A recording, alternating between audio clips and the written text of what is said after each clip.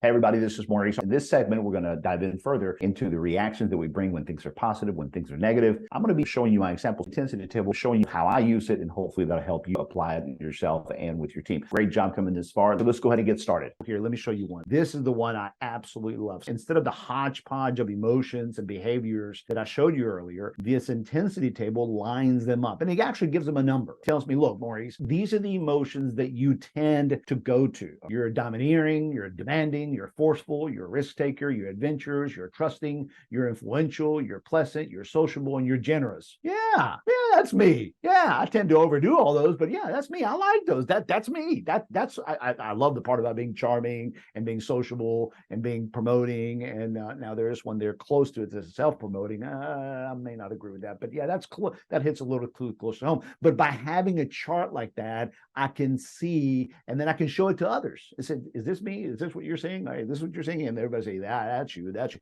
You see, it gives you something to work on. It gives you something extremely practical. Now, you have to be willing for the other side of the coin. I guess you could say for the other shoe to fit. Right? It comes like this, is you have to be willing to look at this, that Maurice, when you're not in a good mood, okay, you become critical. Man, how long have I heard that? Okay. All right, Maurice, you become discontented. You become fidgety. That's the one. Everybody around me knows when Maurice is fidgety, something's wrong. And you ask him, what's wrong? And Maurice says, nothing. I'm fine. Okay. But I'm showing emotions that they know something's wrong. I'm just not willing to acknowledge it. I'm just thinking. They know I'm not thinking. They know I'm negative. And that's what this chart says.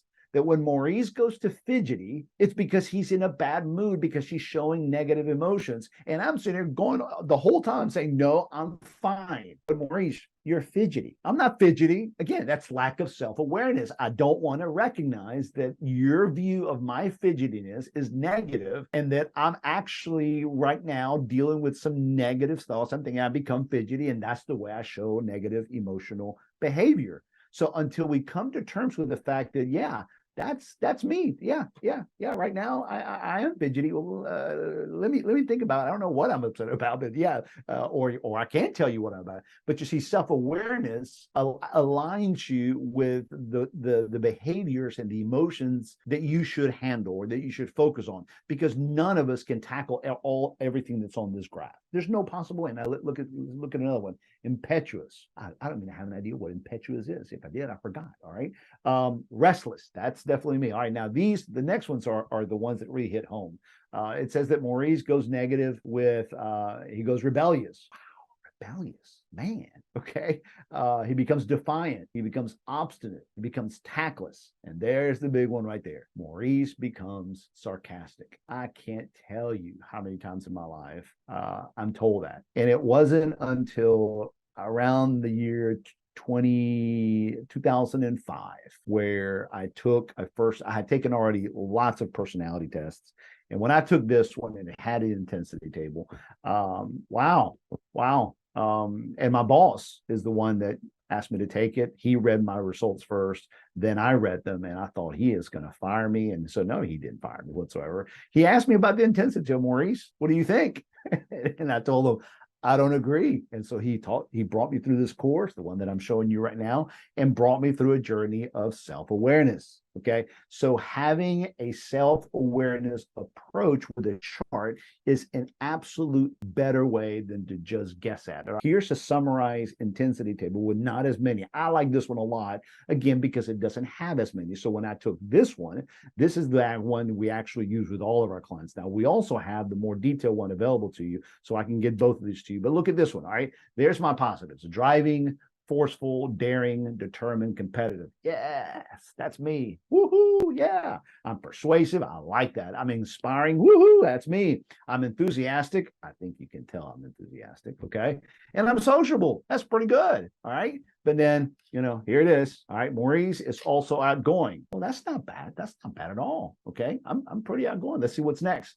Restless. Ooh, there it is again. Active, but you see active in a negative way. And then I become chaotic and spontaneous. Wow. Maurice, you're all over the place. Man, you can't stay on point for nothing. Okay. I actually ruined a Disney vacation because of that one time with the whole family. It was terrible. I want to get into that. But the whole point is that's what came out. You are just all over the place, Maurice. Focus, stay on point.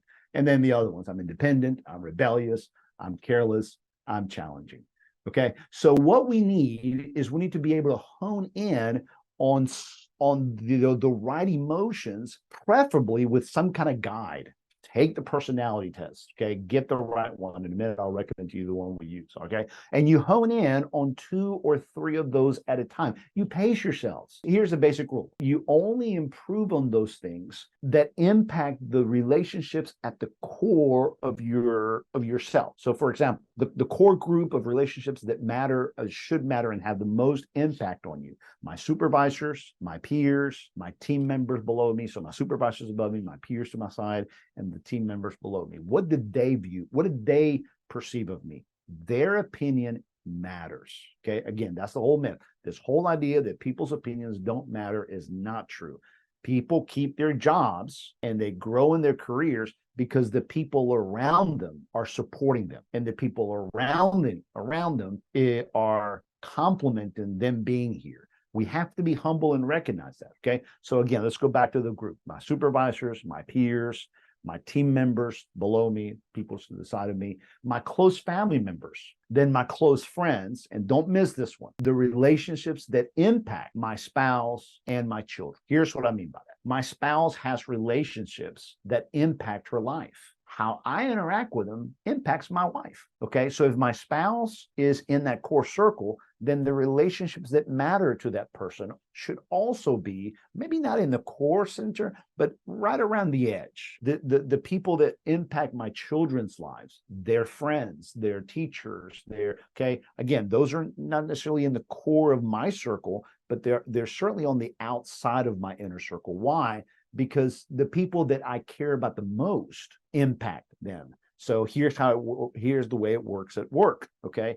If my supervisor's opinion matters a lot, well, then their supervisor's opinion of them matters a lot. So I have to be mindful that when I'm talking to that person, it should impact me. So again, it's just being smart about the emotions and how we handle ourselves around those folks. And you want to think in concentric circles. The core group, the outer group, always think up to the side and down, and then outside of how those people have their circles, and those relationships are important. All right, so let's go back and let's finish off with some practical steps on how to become more empathetic. So what you want to do is you want to practice with topics that are not as sensitive, all right? And then just practice empathizing back to the other person. Then you move to more sensitive topics. And the rule is this: do not give your opinion. When you're listening to the other person, first of all, we need to stop interrupting each other as much as we do. But when you listen to the other person and when you can tell, okay, that person is going in a different direction, I don't like it. I don't like the way that they're headed.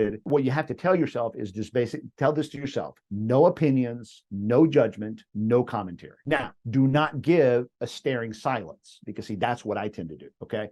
No opinion, no judgment, no commentary. I made a lot of improvements because I used to do that all the time. I used to just blurt out, no, I don't agree. So I've held that, but then I started going the other direction where I was able to control that, but then I started giving deadpan silence. And that's what people can tell. You're upset right now, okay? So you don't give back silence. What you basically is you jump in the conversation and you say, okay, I see what you're saying. Okay. See, I see what you're saying. I see. Okay. So I don't know that I necessarily agree. It's okay to say that. Say that in a good composure, in a good way. And you say, I don't know that I agree, but I don't know that I'm going to disagree right now, because I want to hear I want to make sure I got you. All right. So what you're saying is, and then you repeat it back. You summarize it back to reflect what they said. And it has to be favorable to what they said. You can't spin it. You can't what's called straw man this. You can't make it look bad and then attack it, or you can't make it look bad so as to prove your point. No, you're honestly detaching yourself from the topic, and you're almost becoming a good reporter that says, so what you're saying is, so what you're saying, and you're honestly, sincerely trying to validate the person and the opinion, because what you want to ask them after you said it you want to be able to say, is that what you're saying? And if they can say, yes, that's what I'm saying, then you did a great job of showing empathy, and you're beginning to get good at this first step of the journey of emotional intelligence. So hold your opinion, hold your judgment, hold your commentary, validate the other person, hear what they have to say, and repeat it back. We do this in small groups. I've done it with high school students. I've done it with junior high school students. This is how you teach critical thinking skills. This is how you teach them emotional intelligence to listen to each other rather than lash out what we become, a culture of polarized commentary. So let me review with you the 6 steps on how to create connections and collaborations using what we covered throughout this course. Number 1, validate the viewpoint of the other person. Seek to understand. Number 2, hold your opinions until you have confirmed from them that you understood. Number 3, get confirmation from them that you have understood. Yes, that's what I'm saying. Okay, yes, you're hearing what I'm saying. That's what you want to be able to ask. Hey, am I hearing what you're saying? Yes, that's exactly what I'm saying. All right. Now you've gone through the first 3 major steps. You validated them, you repeated it back to them, you held your opinions, you asked for confirmation to make sure that they saw that you're listening.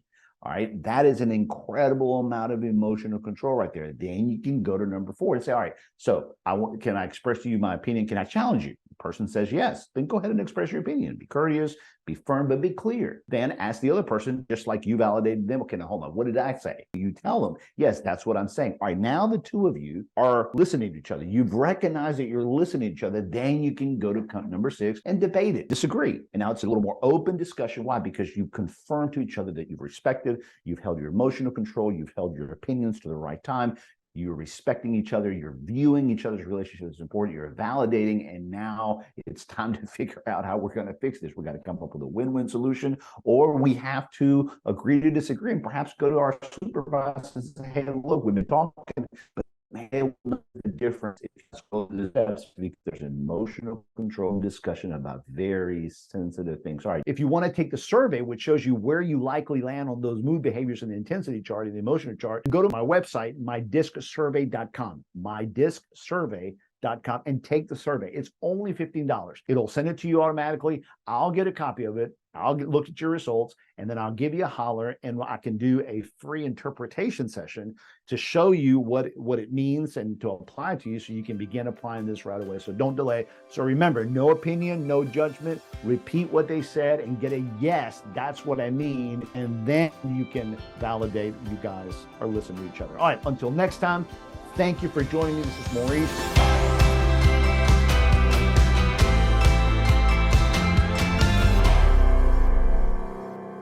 You can do this. Jump into the office hours with us, get in contact with me, any one of our other managers. Thank you for participating in this. Thank you for being part of this. And thanks for letting us help you.